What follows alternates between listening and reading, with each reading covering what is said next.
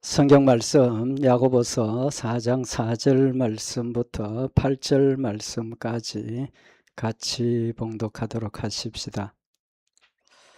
간음하는 여자들이여 세상과 벗된 것이 하나님의 원수임을 알지 못하느뇨. 그런즉 누구든지 세상과 벗이 되고자 하는 자는 스스로 하나님과 원수되게 하는 것이니라. 너희가 하나님이 우리 속에 거하게 하신 성령이 시기하기까지 사모한다 하신 말씀을 헛된 줄로 생각하느뇨. 그러나 더욱 큰 은혜를 주시나니 그러므로 일러서되 하나님이 교만한 자를 물리치시고 겸손한 자에게 은혜를 주신다 하였느니라. 그런즉 너희는 하나님께 순복할지어다. 마귀를 대적하라. 그리하면 너를 피하리라. 하나님을 가까이 하라. 그리하면 너희를 가까이 하시리라. 죄인들아 손을 깨끗이 하라. 두 마음을 품은 자들아 마음을 성결케 하라. 아멘.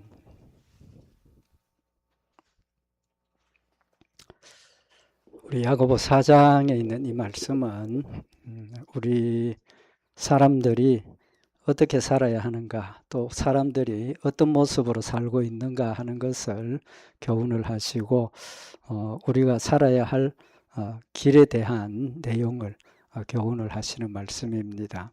여기 1절에 보면 너희 중에 싸움이 어디로, 다툼이 어디로 쫓아나느뇨. 너희 지체 중에서 싸우는 정욕으로 쫓아난 것이 아니냐. 우리 인생을 뭘로 표현을 하면 좋겠습니까? 인생을 갑자기 너무 철학적인 이야기를 말씀드린지 모르겠는데, 인생은 뭐 여러 가지로 표현을 할 수 있겠죠. 뭐 저는 선택의 연속이다 그런 말씀도 드렸는데, 인생은 약육강식의 정글의 세상입니다. 우리 인생 사는 게. 여기 1절에 보면 너희 중에 싸움이 어디로, 다툼이 어디로 쫓아나느냐. 우리 사는 인생이 계속 뭐 합니까? 싸우고 사는 겁니다. 싸우고 사는 거예요. 영적으로는 나와의 싸움이어야 되는데 나하고 싸우는 게 아니라 누구하고 싸웁니까? 다른 사람들하고 계속 싸우는 겁니다. 왜 그렇습니까? 내 뜻을 이루기 위해서는 다른 사람이 방해가 될 때도 있고, 물론 도움이 되는 분도 있지만 방해가 될 때도 있고, 그래서 경쟁사회입니다. 그죠? 경쟁사회고 약육강식의 그런 사회라고 봅니다. 하나님께서 이걸 분명히 짚어주셨습니다. 너희 중에 싸움이 어디로, 다툼이 어디로 쫓아나느냐. 너희 지체 중에서 싸우는 정욕으로 쫓아난 거다. 싸우는 이유가 뭡니까? 정욕이죠. 정욕은 내 하고 싶은 것, 내 뜻, 내 마음의 뜻을 이야기를 하는 겁니다. 그러니까 내 뜻대로 하고 싶은데 뭐 합니까? 자꾸 하지 말라고 막죠. 그죠? 방해합니다. 내 뜻은 돈을 더 많이 벌고 싶은데 그냥 가만히 있습니까? 다른 사람 계속 경쟁이 되니까 뭐 방해는 안 하더라도 경쟁 사회죠.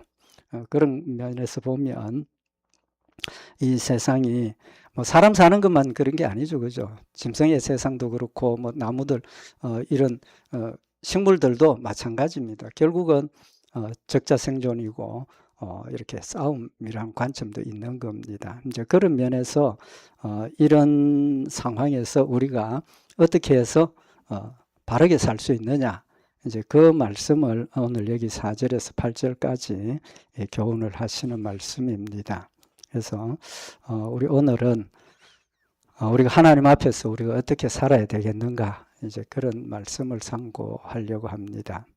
제일 중요한 것이, 이 말씀 상고하기 전에 제일 중요한 것이 우리 성도들 마음속에 무엇이 축복이고 무엇이 성공이냐를 좀 생각을 해봐야 되겠다는 겁니다. 축복이 뭡니까? 내가 축복받았다. 언제 내가 축복받았다고 하십니까? 물질적인 풍요, 또 뭐 명예를 얻는 것, 뭐 쉽게 말하면 성공했을 때, 그죠? 무슨 일이든지 남들보다 낫게 되고 성공했을 때 나 축복받았다. 그런 우리가 개념을 가집니다. 맞습니까? 맞죠? 맞습니다. 근데 갑자기 질병이 찾아왔어요. 어려운 일이 탁 닥쳤습니다. 그럼 그것도 축복입니까?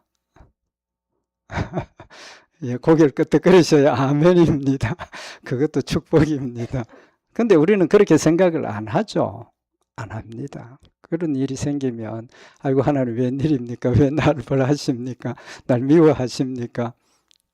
이게 우리들의 어떤 그 축복관이고 어떤 그런 이 세상적인 판단이라고 볼 수가 있습니다. 우리만 그런 게 아니고 시편에 보면 73편에 아삽이라는 분이 시편을 기록을 한 내용이 있는데 정말 아주 솔직하게 이제 고백을 했습니다. 시편 73편 1절에 보면 하나님이 참으로 이스라엘 중 마음이 정결한 자에게 선을 행하시나 나는 거의 실족할 뻔하였고 내 걸음이 미끄러질 뻔하였다. 하나님 선하신 하나님이시고 정결하신 하나님이신데 실족할 만큼 믿음을 버릴 만큼 시험에 들었다는 거죠. 그 이유가 뭡니까? 3절에 이르기를 이는 내가 악인의 형통함을 보고 오만한 자를 질시하였음이로다. 근데 세상을 돌아보니까 나는 정말 하나님 말씀대로 살려고 노력을 하고 하나님 뜻대로 노력을 하는데 악인을 돌아보니까 어떻습니까? 나보다 더 형통하고 나보다 더 넉넉하고 나보다 더 잘 되어 있고 이해가 안 된다는 거죠. 사실은 악인이 형통할 수밖에 없습니다. 그렇지 않습니까? 하나님 말씀대로 사는 사람들은 거짓말도 못하죠. 뭐 속이지도 못하죠. 남의 걸 빼앗지도 못하고 공격도 못하고 착하게 사니까 항상 힘없는 모습으로 살 수밖에 없는 겁니다. 어쨌든 악인의 형통함을 보고 오만한 자를 질시했다. 그리고 내용이 저희는 죽을 때에도 고통이 없고 그 힘이 건강하며 타인과 같은 고난이 없고 타인과 같은 재앙도 없다. 못되게 사는 사람들이 죽을 때 보면 더 편안하게 죽는 그런 모습들을 보니까 이해가 안 된다는 겁니다. 그러면서 볼지어다 이들은 악인이라 항상 평안하고 재물이 더하도다. 내가 내 마음을 정의하며 내 손을 찢어 무죄하다 한 것이 실로 헛되도다. 비교를 해놓고 현실적인 문제를 놓고 비교해 보니까 내가 정말 진실하게 하나님 말씀대로 열심히 살았는데 결론을 놓고 보니까 아무것도 아니라는 겁니다. 그러니까 마음에 열심히 살 필요 있습니까? 없습니까? 믿음으로 열심히 살 필요가 있습니까? 없습니까? 없다는 결론을 내린다는 거죠. 어느 정도입니까? 헛되다, 헛되다. 헛일이라. 그런 마음이 들으면서 나는 종일 재앙을 당하며 아침마다 징책을 보았도다. 내 뒤를 돌아보니까 아침마다 하나님의 징계를 받고 재앙을 당했고 그런 일들만 남아있다는 겁니다.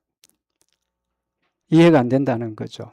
그래서 시편 73편 16절에 보면 내가 어찌면 이를 알까 하여 생각한즉 내게 심히 곤란하더니 이해가 안 된다는 겁니다. 이해가 안 되는데 17절에 보면 하나님의 성소에 들어갈 때야 저희 결국을 내가 깨달았나이다. 성전에 들어가서 하나님 앞에 엎드리니까 그 잘난 사람들, 그 부한 사람들, 믿지 않는 사람들의 그 모습을 결론을 보게 되더라는, 그들의 종말을 보게 되더라는 겁니다. 깨달았다는 거죠. 주께서 참으로 저희를 미끄러운 곳에 두시며 파멸에 던지시니 저희가 어찌 그리 졸지에 황폐되었는가 놀람으로 전멸하였나이다. 세상에서는 잘 사는 것 같았는데 마지막 남은 게 뭡니까? 하나님 앞에 심판이 남아있더라는 겁니다. 심판대 앞에 섰을 때 그들은 가차없이 지옥으로 가버리고 자기는 참 어렵게 당하고 뭐 손해도 보고 괴로움을 당하는 것 같았지만 천국으로 가게 되는 그 모습을 성전에 들어갈 때 하나님 앞에 자신을 세우고 돌아보니까 그게 깨달아지더라는 거죠. 세상적인 것만 축복이 아닙니다. 그죠? 세상적인 것만 축복이 아니고 하늘나라의 산 소망이 우리에게 궁극적인 축복입니다. 근데 마가복음 10장 24절에 보면 얘들아 하나님 나라에 들어가기가 어떻게 어려운지 약대가 바늘기로 나가는 것이 부자가 하나님의 나라에 들어가는 것보다 쉬우니라. 그 부자는 천국 갈 수 있습니까? 없습니까? 약대가 바늘기로 들어갈 수 있습니까? 없습니까? 못 들어가잖아요. 근데 부자가 천국 가는 건 그거보다 더 어렵다는 거죠. 그죠? 어렵다. 그럼 부자는 천국 갈 수 있습니까? 없습니까? 못 갑니다. 그죠? 마가복음 10장 26절에 보면 제자들이 심히 놀라 서로 말하되 그런즉 누가 구원을 얻을 수 있는가? 부자도 못 들어가니까 가난한 사람도 못 들어간다. 이런 생각을 하게 되는 겁니다. 그러면서 누가복음 12장 18절에 보면 또 가로되 내가 이렇게 하리라 내 곳간을 헐고 더 크게 짓고 내 모든 곡식과 물건을 거기 쌓아두리라. 풍년이 들어가지고 곡물이 많이 농사를 지은 걸 추수를 하게 되니까 곡간이 모자란다는, 곡간 크게 더 짓고 거기에 쌓아두고 하는 이야기가 뭡니까? 또 내가 내 영혼에게 이르되 영혼에 여러했을 물건을 많이 쌓아두었으니 평안히 쉬고 먹고 마시고 즐거워하자 하리니. 이게 부자들의 모습이라는 거죠. 그때 하나님께서 뭐라고 말씀하십니까? 오늘 밤에 내 영혼을 도로 찾으리니 그러면 내 예비한 것이 네 것이 되겠느냐 하셨으니 자기를 위하여 재물을 쌓아두고 하나님께 대하여 부여치 못한 자가 이와 같으니라. 부자가 천국 가기 어려운 이유 중에 하나가 뭐냐 하면 영적인 건 생각하지 못하고 천국은 생각하지 못하고 세상에 있는 것에 관점을 두고 거기에 빠져 있으니까 천국 가기가 어렵다는 것을 말씀을 하고 있는 겁니다. 그러면 이렇게 보면 부자가 축복받은 겁니까? 저주받은 겁니까? 괜히 부자로 이 땅에서 잘 있다가 하늘나라는 잊어버리고 지옥 가면 그 손해죠. 차라리 이 땅에서 우리가 고통당하고 천국 가는 게 좋은 건데 뭘 우리가 가져야 되겠냐는 겁니다. 가난하게 되는 걸 가져야 되겠습니까? 에베소서 1장 3절에 보면 찬송하리로다. 하나님 곧 우리 주 예수 그리스도의 아버지께서 그리스도 안에서 하늘에 속한 모든 신령한 복으로 우리에게 복 주시되 하나님께서 택한 백성들에게 찬송하라는 거예요. 뭘 찬송하라는 겁니까? 우리는 그리스도 안에서 하늘에 속한 모든 신령한 복으로 우리에게 복을 주셨다는 겁니다. 그러니까 비교하지 말라는 거죠. 이미 우리는 천국의 소망을 받았고 또 이 땅에서 물질도 축복을 받을 수도 있는 겁니다. 그랬을 때 그것을 우리는 하나님이 주신 것을 가지고 하나님의 영광을 드리고 또 하나님의 위를 위해서 사용을 하고 필요에 따라 하나님 나눠주신 일들을 감당하게 되는 거죠. 그러면 이 말씀을 가지고 보면 우리에게는 뭐만 축복입니까? 땅의 건 축복도 아니고 아무것도 아니고 하늘의 것만 축복이다. 하늘의 영적인 산 소망 천국만 축복이다. 이렇게 생각할 수도 있다는 겁니다. 그렇게 생각하면 이 땅의 것을 극단적으로 사람 좀 항상 뭐 이렇게 극단적으로 좀 가게 돼 있다고 저는 생각을 합니다. 이제 그렇게 되니까 어떤 생각을 합니까? 세상과 격리해서 살아야 되겠다. 세상과 격리해서 영적인 것만 찾고 엎드려서 기도하고 찬송하고 어느 정도 재물을 모아 두었으니까 그런 마음을 우리가 가질 수도 있다는 겁니다. 하나님이 원하시는 건 뭡니까? 마가복음 10장 27절에 보면 부자가 천국 가기가 어렵다 말씀하셨는데 예수께서 저희를 보시며 가라사대 사람으로는 할 수 없으되 하나님으로는 그렇지 아니하니 하나님으로서는 다 하실 수 있느니라. 사람은 할 수 없지만 부자가 천국 가기가 어렵지만 하나님께서 주신 영적인 역사들을 경험을 하면 갈 수 있다는 겁니다. 갈 수 있다는 거죠. 그래서 하나님께서 부자라고 해서 천국 못 들어가고 가난하다고 해서 지옥 가는 것 아니라는 사실을 명확하게 밝히셨습니다. 역대상 4장 10절에 보면 야베스가 이스라엘 하나님께 아뢰어 가로되 원컨대 주께서 내게 복에 복을 더하사 나의 지경을 넓히시고 주의 손으로 나를 도우사 나로 환난을 벗어나 근심이 없게 하옵소서 하였더니 하나님이 그 구하는 것을 허락하셨더라. 야베스가 하나님 앞에 기도한 게 뭡니까? 하나님 복에 복을 더해 주십시오. 복에 복을 더해 주십시오. 그렇게 부탁을 하고 있는 겁니다. 예수님 뭐라고 말씀하셨습니까? 달란트 비유를 말씀을 하셨는데 마태복음 13장 12절에 보면 무릇 있는 자는 받아 넉넉하게 되되 무릇 없는 자는 그 있는 것도 빼앗기리라. 이해가 되시죠? 그죠? 있는 사람은 받아 넉넉하게 되고 없는 사람은 있는 것까지도 빼앗긴다. 충성된 종에 대해서 말씀하신 겁니다. 그러면 이걸 단순하게 우리가 받아들이면 결국 부자가 더 부자가 되고 가난한 사람은 더 가난한 사람이 된다. 그런 뜻을 우리가 해석을 할 수가 있습니다. 근데 이거는 정반대의 뜻입니다. 정반대의 뜻입니다. 왜 그러냐 하면 하나님께서 사랑과 은혜를 우리 성도들에게 똑같이 베푸신다는 겁니다. 똑같이 베푸신다는 겁니다. 그래서 이사야서 54장 7절에 보면 내가 잠시 너를 버렸으나 큰 긍휼로 너를 모을 것이요 내가 넘치는 진노로 내 얼굴을 네게서 잠시 가리웠으나 영원한 자비로 너를 긍휼히 여기리라 내 구속자 여호와의 말이니라. 이 뭘 말씀을 하십니까? 징계를 말씀하시는 거죠. 하나님께서 징계하시는 겁니다. 부자라고 교만하고 하나님 잊어버리고 딴 데로 갔을 때 하나님 버려두시면 영원히 돌아오지 못합니다. 그랬을 때 그의 교만을 깨닫게 하시고 징계하시고 하나님 앞에 겸손하게 믿음으로 돌아서게 하셔서 돌이켜서 하나님께로 돌아오게 하셔서 축복을 받아 누리게 하신다는 거죠. 뭡니까? 하나님의 사랑이라는 겁니다. 하나님의 사랑으로 우리를 보실 때 부자냐 아니냐 가난하냐 뭐 상관이 있습니까? 없습니까?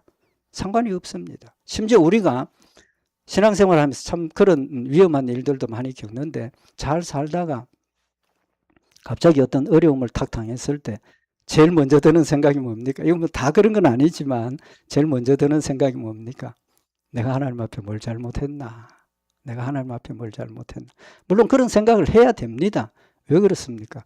하나님께서 돌이키기 위해서 징계하시는 것이기 때문에 그런 생각을 해야 되지만 그 징계가 뭡니까?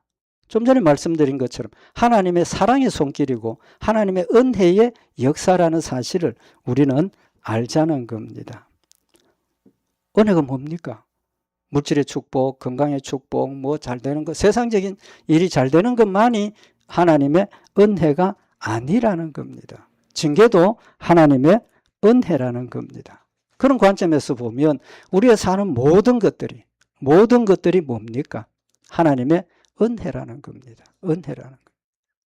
그래서 우리는 하나님께서 주신 은혜를 모든 것이 은혜로 받아들여져야 하고 모든 것을 은혜로 받아야 한다는 사실을 우리에게 교훈을 하시는 거죠. 축복의 기준이 달라져야 된다는 겁니다. 물질적인 것, 세상적인 것 그런 기준이 아니고 심지어 내가 급작한 일을 다른 세상 사람들이 볼 때 재수없는 일이 벌어졌을 때 참 조롱을 받을 만한 그 일까지도 뭡니까? 하나님의 은혜로 우리가 받자는 겁니다. 왜 그렇습니까? 로마서 8장 17절에 보면 자녀이면 또한 후사 곧 하나님의 후사요 그리스도와 함께한 후사니 우리가 그와 함께 영광을 받기 위하여 고난도 함께 받아야 될 것이니라. 고난도 함께 주신다는 겁니다. 금세에서 집과 형제와 자매와 모친과 자식과 전토를 100배나 받되 핍박을 겸하여 받고 내세의 영생을 받지 못할 자가 없느니라. 하나님 우리에게 축복하신 약속이 뭡니까? 잘하면 세상의 것도 축복해 주신다는 겁니다. 근데 세상의 것만 주시지 않고 무엇과 겸해서 받는다는 겁니까? 핍박도 겸해서 받는다는 겁니다. 왜? 우리는 교만하기 때문에. 늘 넘어지기 때문에. 잘되고 형통하면 교만하고 교만하면 넘어지고 하나님을 잊어버리고 육신의 욕심을 따라 살 수밖에 없기 때문에 하나님께서는 우리에게 징계도 주시고 어릴 때도 어려운 일도 주신다는 겁니다. 좀 극단적인 이야기지만 요한복음 9장에 보면 제자들이 예수님하고 지나가다가 날 때부터 소경된 사람을 만났습니다. 제자들 생각이 문득 이상하게 생각이 들었죠. 왜? 우리하고 같은 기준을 가지고 있으니까. 예수님께 묻습니다. 뭐라고 묻습니까? 예수님, 저 사람 날 때부터 소경인데 무슨 죄 때문에 날 때부터 소경입니까? 우리도 그렇게 생각하지 않습니까? 날 때부터 소경이니까. 그럼 제자들이 이해가 안 된다는 거죠. 왜? 소경이 되고 뭐 어떤 어려움이 오는 것은 죄 때문이라고 생각을 하는데 날 때부터 소경이니까 그 사람이 죄를 지을 기회가 있었습니까? 없었습니까? 없었잖아요. 없었습니다. 근데 죄인이에요. 날 때부터 죄인이에요. 그것도. 얼마나 불쌍합니까? 예수님의 대답이 무엇입니까? 저 사람의 죄 때문이 아니고 뭐 때문에? 하나님의 영광을 위해서다라고 말씀을 하십니다. 그 영광이 뭡니까? 그의 눈을 예수님께서 뜨게 하시고 예수님 하나님 아들 되심을 증거하고 사람들이 하나님께 영광 돌리는 열매를 맺게 하는 그 하나님의 영광을 위해서 날 때부터 소경으로 태어났다라고 말씀을 하고 있는 겁니다. 그런 관점에서 우리가 이 세상의 모든 일들을 돌아볼 때 잘되고 못되고 인간적인 기준에서 잘되고 못되고 거기에 따라서 하나님의 은혜요 하나님의 저주다 그런 생각은 절대로 하지 말라는 겁니다. 약속하신 게 뭡니까? 하나님 모든 일들을 합력하여 뭐 하신다? 선을 이룬다고 약속하셨지 않습니까? 하나님께서 성도들이 당하는 고난까지도 그 일을 통해서 우리에게 선을 이루신다는 겁니다. 하나님 우리를 유익하게 하시기 위해서 하시는 것이니까 그것도 원망하거나 불평하거나 아유 저 뭘 신앙생활 잘못해서 저렇지 그런 생각 하지 말라라고 말씀을 하고 있는 겁니다. 그래서 바울이 빌립보 1장 21절에 보면 이는 내게 사는 것이 그리스도니 죽는 것도 유익함이라. 내 안에 그리스도가 사시니까 내가 죽는 것까지도 저주나 손해가 아니고 벌 받은 게 아니고 죽는 것까지도 유익하다라고 고백을 하고 있는 겁니다. 그래서 에베소서 1장 3절에 보면 찬송하리로다 하나님 곧 우리 주 예수 그리스도의 아버지께서 그리스도 안에서 하늘에 속한 모든 신령한 복으로 우리에게 복 주신다라고 고백을 하고 있는 겁니다. 그럼 한 가지 우리가 꼭 해야 될 일이 있죠. 뭐가 있습니까? 저주까지도 뭡니까? 더 큰 은혜에 포함. 모든 것이 더 큰 은혜라면 그 은혜를 가만히 있으면 받을 수 있습니까? 물론 가만히 있어도 하나님 주십니다. 그렇지만 성경은 우리가 그런 은혜, 더욱 큰 은혜를 받는 방법을 우리에게 교훈을 하고 있습니다. 오늘 여기 6절에 그러나 더욱 큰 은혜를 주시나니 그러므로 일러서되 하나님이 교만한 자를 물리치고 겸손한 자에게 은혜를 주신다 하셨느니라. 더욱 큰 은혜가 바로 은혜 중에 은혜, 같은 의미일 수 있죠. 같은 의미입니다. 그러면 오늘 여기 1절 2절에 내 중에 싸움이 어디로 다툼이 어디로 쫓아나느냐 싸우고 정욕으로 쫓아하지만 아무리 싸우고 욕심을 내고 싸워도 살인하며 시기까지 하여도 얻지 못한다 그랬습니다. 못한다. 그러면 얻는 방법이 뭐냐는 겁니다. 그 방법이 첫 번째가 뭐냐 하면 오늘 여기 야고보서 4장 2절에 보면 너희가 욕심을 내어도 얻지 못하고 살인하며 시기하여도 능히 취하지 못하느니 너희가 다투고 싸우는도다. 너희가 얻지 못하면 더욱 큰 은혜를 얻지 못하는 것은 구하지 아니함이요 그랬습니다. 구하지 않는다는 게 뭡니까? 기도 안 했다는 거죠. 우리가 더욱 큰 은혜를 얻기 위해서 기도합니다. 조금 더 더욱 큰 은혜를 조금 더 설명을 드리면 우리에게 주신 은혜가 천국의 산 소망입니다. 그죠? 천국의 산 소망. 그 위에 은혜를 주신 게 뭡니까? 이 땅에서 예수 믿게 하시고 하나님 말씀 순종하고 천국 가서 상급 받을 수 있도록 주신 은혜. 그런 개념을 가지자는 겁니다. 그래서 우리가 하나님께서 주신 더욱 큰 은혜 받기 위해서 첫째 해야 될 게 뭐라는 겁니까? 구하지 않기 때문에 못 받았다 했으니까 뭐 하면 됩니까? 구해야 된다. 구하면 된다는 겁니다. 기도해야만, 극단적으로 이야기하면 기도해야만 주십니다. 물론 필요하면 다른 것도 주시지만 왜 기도해야만 주십니까? 사실은 기도하라고 하신 이유가 기도하고 받았을 때 그것이 하나님이 나에게 주신 것이구나 믿어질 수 있다는 거죠. 기도 안 했는데 받았을 때 참 믿음이 좋으면 무조건 하나님 감사합니다. 하나님 하셨습니다. 그게 되지만 믿음이 어리고 그럴 때는 그게 안 된다는 거죠. 그래서 믿음이 어릴 때 하나님 내가 어떻게 했습니다. 도와주십시오. 기도를 듣고 응답을 받았을 때 하나님이 나를 사랑하시는구나. 기도의 연단과 기도의 훈련이 우리에게 이루어진다는 겁니다. 기도하기 위해서는 우리가 뭐가 필요합니까? 하나님의 절대적인 능력과 하나님의 절대적인 사랑과 은혜로 내가 기도하면 받아주신다는 것을 믿어야 된다는 거죠. 그러니까 기도하라는 것은 첫째가 하나님을 믿는 믿음을 우리에게 연단하시고 또 강하게 하시는 그런 열매가 있다는 겁니다. 그러면 내가 하나님 앞에 기도하는 첫 번째 이유는 나보다가 아니죠. 하나님 전능하시고 사랑하시고 모든 것을 주신다. 그 믿음을 믿어야 된다는 겁니다. 그 말을 오늘 여기 야고보서 4장 6절에 보면 그러나 더욱 큰 은혜를 주시나니 그러므로 일러서되 하나님이 교만한 자를 물리치시고 겸손한 자에게 은혜를 주신다 하였느니라. 교만한 자를 물리치시고 겸손한 자를 주신다는. 이 겸손한 자는 어떤 자입니까? 하나님 앞에 기도하는 사람입니다. 우리가 하나님 앞에 겸손이라는 뜻은 우리가 겸손할 것도 아무것도 없습니다. 그죠? 한만 떠들어도 까불어도 하나님하고는 상대가 안 되는 건데, 여기 겸손하다는 것은 내 무능함을 알고 내가 어리석음을 알고 내가 연약함을 알고 내가 아무것도 할 수 없다는 걸 인정하는 사람을 이야기를 하는 겁니다. 기도 안 할 때는 내가 이렇게 하면 이 문제 해결할 수 있어. 또 내 친구가 뭐 장관이야. 내 친구가 대통령이야. 기도할 필요가 있습니까? 없습니까? 그런 사람 기도하려고 생각도 안 합니다. 극단적인 표현이지만 왜? 든든한 친구가 있고 든든한 능력이 있는 사람이 나를 도와줄 사람이 있으니까 하나님께 기도하기가 어렵다는 거죠.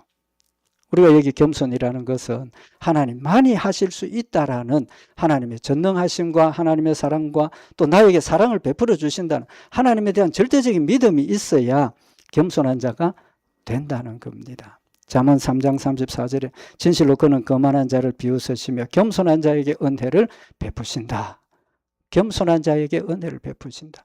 하나님 앞에서 나를 정확하게 인정을 하고 하나님 앞에 매달려야 된다는 겁니다. 첫째 우리가 인정해야 될 게 뭡니까? 나는 죄인입니다. 나는 죄인입니다. 사람들 앞에 내어놓을 것이 없는 죄인입니다. 그 문제를 하나님 앞에 내어놓을 때 하나님 앞에 엎드려서 감사할 수 있고 하나님 주신 용서의 기쁨과 구원의 즐거움이 내 마음속에 커지고 그것 때문에 더 하나님 앞에 엎드리게 되고 하나님을 찾게 된다는 사실을 말씀을 하고 있는 겁니다. 결론은 하나님 중심으로 살아야 된다는 겁니다. 하나님 중심으로 살아야 된다. 그리고 오늘 여기 야고보서 4장 8절에 보면 하나님을 가까이 하라. 그리하면 너희를 가까이 하시리라. 하나님 가까이 하라는 겁니다. 가까이 한다는 건 뭡니까? 우리는 작아가지고 필요할 때 가까이 갑니다. 필요할 때 가까이. 필요 없으면 가만히 있습니다. 오히려 도움 달라 그러면 거추장스러우니까 멀리 할 때도 있습니다. 이게 인간의 모습입니다. 하나님께 가까이 한다는 건 뭡니까?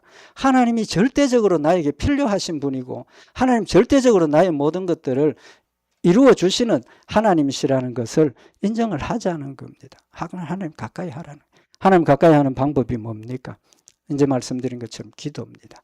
하나님 가까이 하는 제일 근본적인 방법 기도입니다. 하나님 찾으니까 하나님 가까이 가는. 두 번째는 뭡니까? 하나님의 말씀을 상고하고 묵상하는 겁니다. 가까이만 가면 됩니까? 하나님을 알아야 되는 겁니다. 하나님 알아야 돼요. 하나님 어떤 분인지 알고 하나님 뭘 원하시는지를 알고 하나님 나에게 뭐 어떻게 하라는 걸 알아야 된다는 거죠. 그래서 우리는 하나님의 말씀을 항상 묵상하고 항상 묵상하는 것이 기도하는 것하고 똑같은 겁니다. 하나님 기억하고 있다는 거죠. 두 번째로 우리가 얻지 못하는 방법이 뭐라고 그랬습니까? 이유가 뭐라고 그랬습니까? 정욕으로 쓰려고 잘못 구하기 때문이라고 말씀을 하셨습니다. 정욕으로 쓰려고 잘못 구하는 것. 그래서 요한일서 2장 16절에 보면 이는 세상에 있는 모든 것이 육신의 정욕과 안목의 정욕과 이생의 자랑이니 다 아버지께로 쫓아온 것이 아니요 세상으로 쫓아온 것이라. 정욕이 뭡니까? 이기심입니다. 이기심. 자기 중심에 자기 생각, 자기 뜻, 자기 욕심, 자기 마음이 원하는 것, 몸이 원하는 것. 그게 정욕이지 않습니까? 그걸 버려야 된다는 겁니다.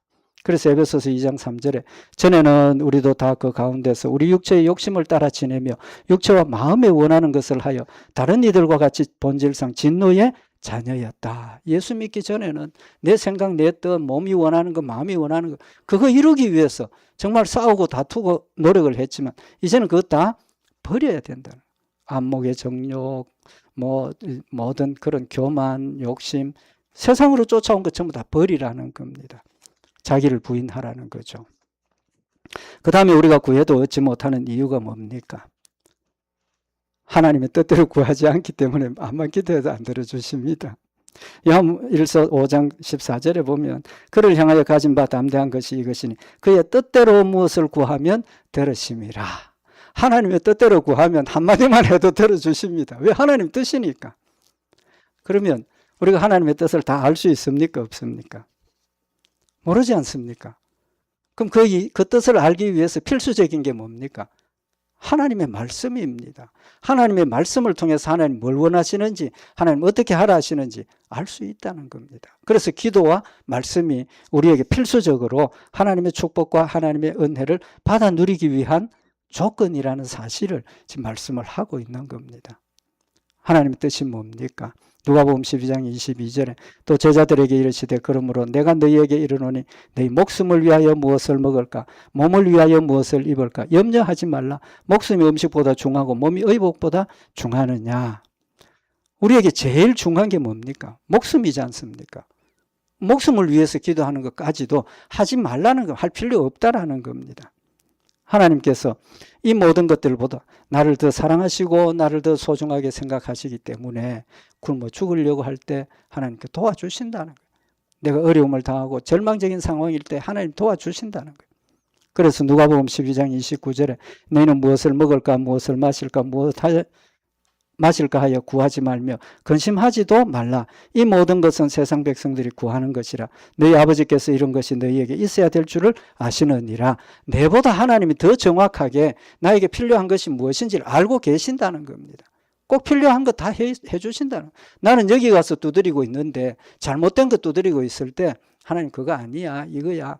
하나님이 더 선한 쪽으로 우리에게 인도하신다는 거죠. 그래서 우리가 기도해야 될 내용이 누가복음 12장 31절에 보면 오직 너희는 그의 나라를 구하라. 그리하면 이런 것을 너희에게 더하시리라. 그의 나라를 구하라. 그게 뭡니까? 천국을 구하라는 게 뭡니까? 하나님 말씀대로 살고 하나님 뜻대로 살고 어떻게 하면 하나님을 기쁘시게 하고 어떻게 하면 하나님을 영화롭게 할 것인가 하는 그걸 말씀하시는 거 아닙니까? 하늘나라의 산 소망이라는 게 뭡니까? 하나님의 일이 무엇인가? 하나님이 원하시는 게 뭔가? 하나님이 영광 돌리는 게 뭔가? 하나님 중심으로 생각을 하라는 겁니다. 그렇게 하면 하나님께서 그 모든 것들을 다 채워주시고 인도하시고 바른 길로 인도하시고 심지어 우리가 하나님을 원망하고 도망가도 베드로가 3번씩 예수님을 부인하고 도망갔지만 하나님 사랑하시기 때문에 그를 일깨워서 하나님께로 다시 오게 하시고 순교하게 하시고 하나님의 뜻을 이루게 하시는 일이라는 겁니다. 우리가 해야 될 게 뭡니까? 베드로처럼 자꾸 딴 길로 가지 말고 우리 연약하니까 항상 딴 길로 갑니다. 이제는 그런 것 버려버리고 하나님 중심이 되어서 하나님의 뜻을 생각하고 하나님이 영광 받으실 일들을 우리가 생각을 하면서 남은 생에 은혜 위에 더 큰 은혜를 받는 우리 교회와 성도들이 되시기를 바랍니다. 기도드리십시다. 사랑의 하나님 아버지, 저희들 사랑하셔서 물질의 노예가 되지 않게 하시고 세상 연락에 빠져 노예가 되지 않게 하시고 성령님 늘 함께 하셔서 하나님의 뜻을 넓게 웃혀주시는 줄 믿고 감사를 드립니다. 하나님의 뜻을 깨닫고 하나님이 원하시는 그 일에 놀라운 사랑과 열심을 가지고 충성하고 주를 섬기는 저희들 되게 하셔서 우리의 삶이 하나님 앞에 잘했다 칭찬받는 아름다운 종들이 되도록 주님 인도하시고 우리의 삶이 하나님 주신 은혜와 축복으로 더욱 풍성한 믿음의 열매가 되게 하시옵소서. 들응답하신 줄 믿고 감사드리오며 우리 주 예수 그리스도의 이름으로 기도드리옵나이다. 아멘.